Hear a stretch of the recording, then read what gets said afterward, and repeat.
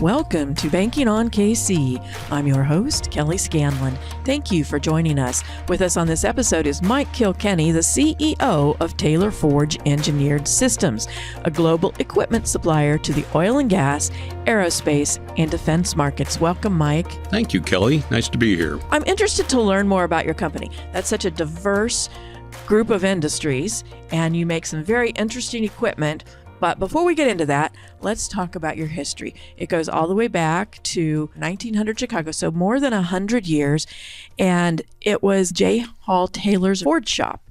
It is a long, rich history at Taylor Forge. Mr. Taylor, J. Hall Taylor, was an engineer and an entrepreneur of the first order. He developed, your listeners may not completely know what a flange is, but he developed what is called the ANSI flange standards, which is kind of the Bible of a piece of equipment in piping that is still in use today. He was a hugely important figure in the piping world. In fact, the American Society of Mechanical Engineers has an entrepreneurial and business award that's given out annually called the J. Hall Taylor Award. The main reason why we have kept the name, Mr. Taylor's been gone a long time, obviously, and yet we keep Taylor Forge as a name that is resound around the world. So my father, he joined Taylor Forge in Los Angeles in, I believe, 1957. He was in the sales department. He worked his way up through the company. In the early 80s, he had been made president of the large company of Taylor Forge. Taylor Forge at that time was owned by a New York conglomerate called Gulf and Western. In the middle 80s, Gulf and Western found that manufacturing had fallen out of favor, profitabilities were down a little bit, and Gulf and Western decided to sell off all their manufacturing businesses. As the president of Taylor Forge and a couple other companies within the energy products group, my dad was tasked with divesting these companies, including Taylor Forge.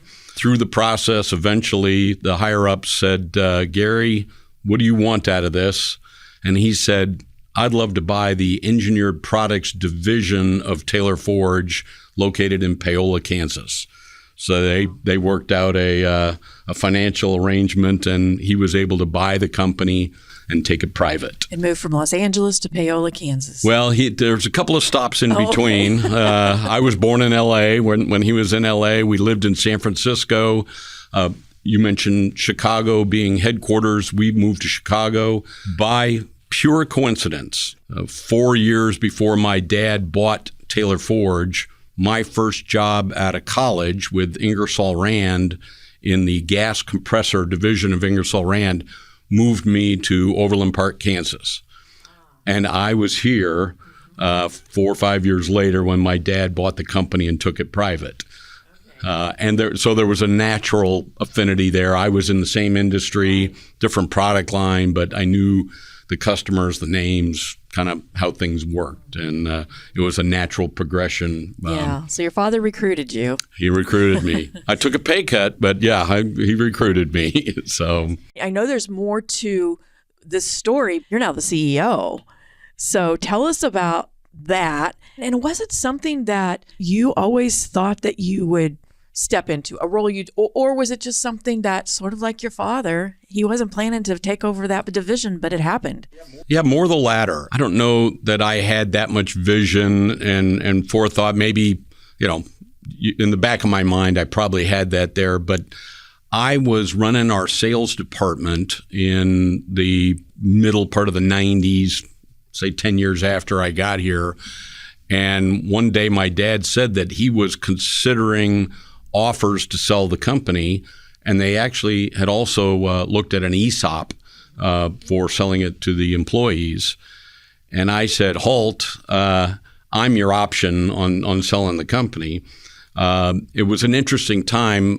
Oil and gas is very cyclical.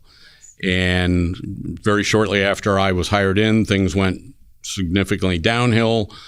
I saw opportunity. And I knew there was something here. You could see opportunity coming at us. So went to banks, I negotiated deals, and My dad had a partner. It wasn't just my father, so they were 60-40 partners, and I was able to work out a very nice arrangement where I could buy a majority of Taylor Forge in the end of 97. Actually, I think we closed on January 2nd of 1998. Let's move on to some of the key turning points during that 125 years. There were headwinds when you took over, but you saw opportunity. Were there other times like that? A couple of things. You mentioned the diversity of markets that we work in. My father and I had traveled to the Middle East, hotbed for oil and gas. We'd been hearing rumblings about an opportunity in Qatar, and I did a little research and found that Exxon, actually at the time it was Mobil Oil, had an office in Doha, Qatar. So this would have been right after the Persian Gulf War in 91, I believe. And I made an appointment with a gentleman, remember him to this day, Mr. Ronnie Parker, Mobil Oil. My dad and I showed up in his office in Doha, Qatar. Typical Texas oil man sitting in the Middle East. Sat down, talked about the future of natural gas development in Qatar, which even today, the North Field of Qatar is the largest natural gas field in the world. He literally outlined on a piece of paper the next 30 years of development that we are enjoying today. And we have literally supplied pushing $200 million worth of equipment into Qatar as a result of one trip. Monumental time for Taylor Forge. What a visionary that guy was, and that he shared that with you at that critical time. Absolutely. Another time, and it goes to our defense business, which we weren't in to any extent initially, but the U.S. Navy called up my father in need of a competitive bid for some piping for the nuclear reactors on the submarines and aircraft carriers. Said one of their suppliers was leaving the business, and would we be interested in stepping in? It was pretty much a natural fit for us. They helped us with some equipment. We said yes, we'd jump in. This was similar time frame, 91, 92. And today, that business is approximately 30 to 35% of our gross revenues. Let's talk about some of those products that you build. I was reading through them. They have a lot of interesting names: slug catchers, pig traps, pressure vessels, and vortex separation equipment. And I think that's just in the oil and gas area. So talk to us about what these products actually do for the industries that you serve. I tell the story, true story, that it's not unusual for dads to be invited to their kids' classroom to describe what they do for a living. And when you tell the kids that you make slug catchers and pig traps, you get a lot of funny looks. So in essence, slug catchers and our vortex separation technology are ways of separating oil and gas. Very simply, we use natural gas for heating our homes and propane and a variety of uses. And then separately, oil, the liquid portion of the hydrocarbon spectrum, is used for thousands of uses, not just gasoline, but everything you sit on, everything you cook with, every piece of plastic, all comes from oil. So you separate it early on in the processing. So you ask about a slug catcher. What's interesting sound? Slugs aren't very fast. How hard is it to catch them, right? Put a plastic cup out there. Exactly. Quick lesson. When natural gas comes out of the ground, it's hot and it's wet with oil. You put it in a pipeline to send it to a processing plant, and it cools off in that pipeline. Okay. And it basically rains oil. So now oil is sitting in a pipeline that is predominantly made for natural gas. They need to clean that oil out of the line. And when they do that, you end up with a slug of liquid arriving with natural gas. Think of your garden hose. I use the analogy of a garden hose. You turn your garden hose on, you put your hand over the end of that hose, you'll feel air coming out of it. Yes. Eventually, if you look at it, you'll get hit in the face with a slug of water that has been sitting in your hose, which is very much like a natural gas pipeline. It's a great analogy. So that the slug catcher does kind of the rough cut separation of oil and gas. Vortex is the more fine separation device. We spin the mixture of oil and gas. Hydrocarbon liquid goes to the outer edge, circumferential force. Natural gas is in the middle of this, and it creates its own little tornado, its own little vortex. The gas goes up, the liquid goes down, and you do a very high efficient form of separation. Well, that is fascinating. So you talked about the different industries that you serve, and you've seen a lot of change throughout the century. You serve the U.S. Navy and NASA as part of the defense and the aerospace industries. So as a business, how do you balance those diverse sectors? How do you manage all of that? As I mentioned, oil and gas is very cyclical. And if you just ride the waves, it creates a lot of heartache. You could be high employment and low employment. Right. Entering into some different markets and diversifying your product line is our effort to smooth out those amplitudes, those waves of ups and downs in the cyclical oil and gas market. So even though we are predominantly oil and gas, we've used, as I said, our Navy business that has now become almost a 30% baseline business for us. Luckily, fortunately, Taylor Forge had a history with NASA back to the 1950s of building all the launch support high-pressure systems for NASA. And most of the companies that supplied that industry are now gone. We are still alive, kicking and healthy as they grow the launch and testing pads for rocket launches. We're the people they turn to supply that high pressure system, large pressure vessels, some piping components. So is there any overlap in the technology among those industries so you're not reinventing the wheel every time? Absolutely. There's a common thread. And the common thread for the most part is high pressure. Not very many people play in the high pressure world. And unique metallurgies. Not the real fancy stainlesses and nickels, but mostly high strength steels that are more efficient when you're dealing with high pressures. And so pressure and metallurgy is really what we use. That's our value proposition. That's what we use to set us apart from any other manufacturer that might be similar to us. So what are some of the most notable innovations that you've had to adjust to or that maybe you were responsible for as a company? Yeah, innovation's one of my favorite words. Innovation and imagination. It's possibly one of my favorite words because I'm not that good at it. But our pipe type slug catcher is a very unique design in the world. We are not the low cost supplier, but because of a very unique, proven and improving design for the use of pipe fittings, manifolds, and layout, we've come up with a highly economical design for our pipe type slug catcher.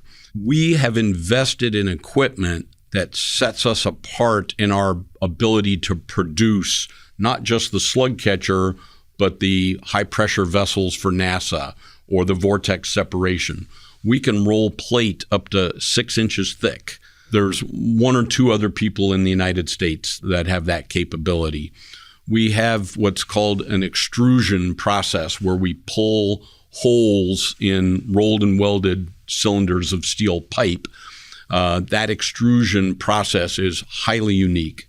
So our ability to innovate in manufacturing processes, welding skills and capabilities, and metallurgical knowledge and development is what really has set us apart. It's not sexy, it's not high tech, but it pays a lot of dividends and helps out our customer base. What have been the drivers of your expansion? I say this all the time, and I get a chance to speak in various forums. Recognizing your value proposition, recognizing where you're unique, and accentuating that.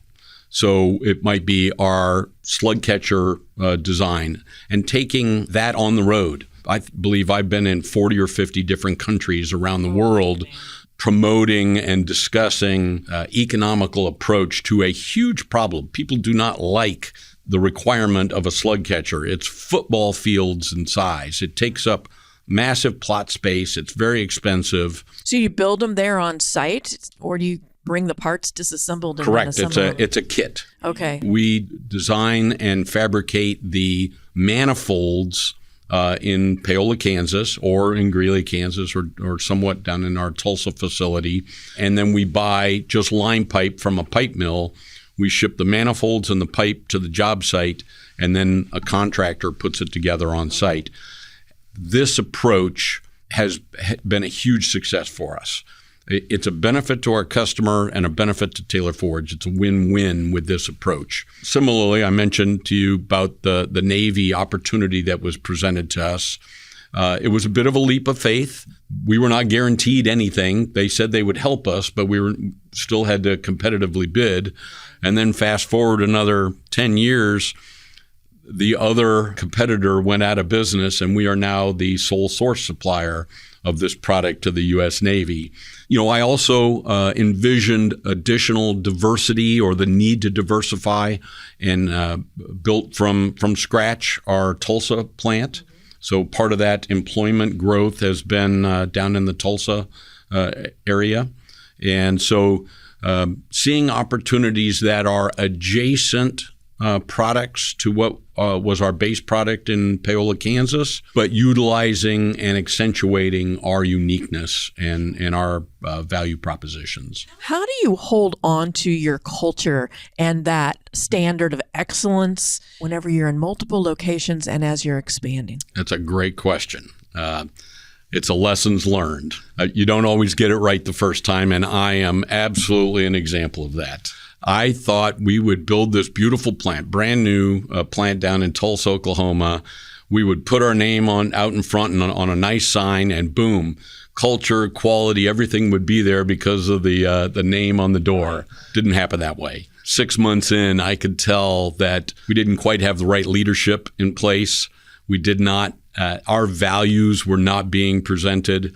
It took senior leadership at Taylor Forge to spend time down there to instill that culture. It was a fits and starts effort, and I use that as an example on culture is hugely important. It's what Taylor Forge is known for. That culture is what people are paying for. You've got to work to get it right. Absolutely. You've completed massive projects over the years. One of the largest slug catchers in the world is among them. So what does it take to deliver on that kind of scale? We're also fortunate in this regard. You think about a large pipe-type slug catcher going into the Middle East or Australia or Southeast Asia somewhere. The material portion of a slug catcher can easily be north of 50% of the overall value of that product. We're talking tens of millions of dollars just in material that needs to be procured and supplied by a relatively small company like Taylor Forge.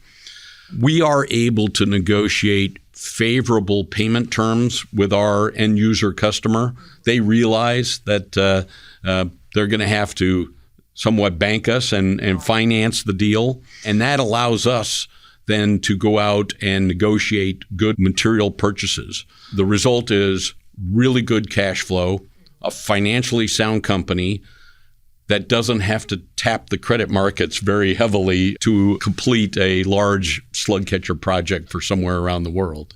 So it's been a real benefit. You've talked a little bit about operating in Paola and Greeley. So they're rural communities. And here you are working in the aerospace industry, oil and gas, these large, huge industries. So how do you manage workforce development, infrastructure, retention, and what advantages do you see in being a space age company in rural America? Being in rural Kansas is more of a blessing than a curse. And I use this point quite a bit. finding skilled labor is difficult. Yes. But once you bring someone in, you train them up, you give them unique skills, you introduce them to our culture, they realize that they've got job security, they have very good benefits. The rural people become very loyal, and that loyalty sticks around. We have generations and generations of families that have been employed at Taylor Forge, 50, 60, 70 years worth of the same names. So yes, the introduction, the finding of that skilled labor can be difficult, but once you find a good, hardworking rural Kansan, you show them the value of longevity that Taylor Forge offers, we have them for decades. So rural community affords you a lot of benefits that you may not realize at first glance, but then Taylor Forge also gives back to those communities in more ways than providing jobs, which is a biggie, but there are other things that you do for the community as well. You want to talk about those? I like to say in Paola, Kansas, or Greeley, Kansas, and to some lesser extent in Tulsa, Oklahoma, that we're a big fish in a small pond. We're the largest employer, private employer in Miami County, Kansas. With that comes some responsibilities, and we recognize that. I love being in the rural community. I also realize that we have to give back to that rural community. So we have programs for our employees to work with charities, work with food kitchens for some of the homeless shelters.